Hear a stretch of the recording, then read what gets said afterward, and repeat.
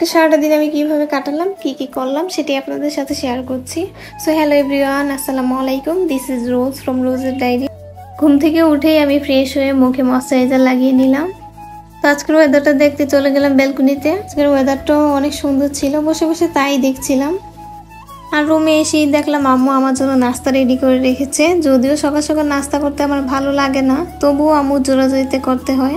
আর এখানে আমার একুরিয়ামের মাছগুলোকে খাবার দিয়ে দিচ্ছি। যেহেতু আমার সামনে এক্সাম, কিছু প্র্যাকটিক্যাল করা বাকি রয়ে গিয়েছিল, আমি সেগুলো এখন কমপ্লিট করে নিলাম। রান্না বসানোর আগেই দেখলাম রসুন বাটা জিরা বাটা শেষ হয়ে গিয়েছে, তো আমি এখন সেগুলো ব্লেন্ডারে ব্লেন্ড করে নিব।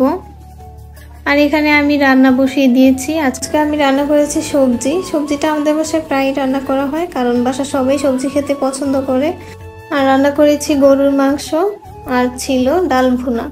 রান্না বান্না শেষ করেই শাওয়ার নিয়ে খাবার খেয়ে আমি একটা লম্বা ঘুম দিয়েছিলাম। ঘুম থেকে উঠে বেলকনিতে যেয়ে দেখলাম আকাশটা মেঘলা হয়ে আছে, মনে হচ্ছিল কিছুক্ষণ পরে বৃষ্টি নামবে।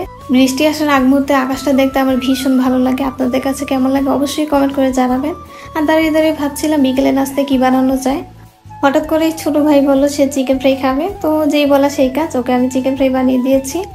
তো সন্ধ্যায় নাস্তা করে আমি পড়তে বসেছিলাম। পড়া কমপ্লিট করে খাবার খেয়ে আমি রাতের স্কিন কেয়ার করে নিলাম।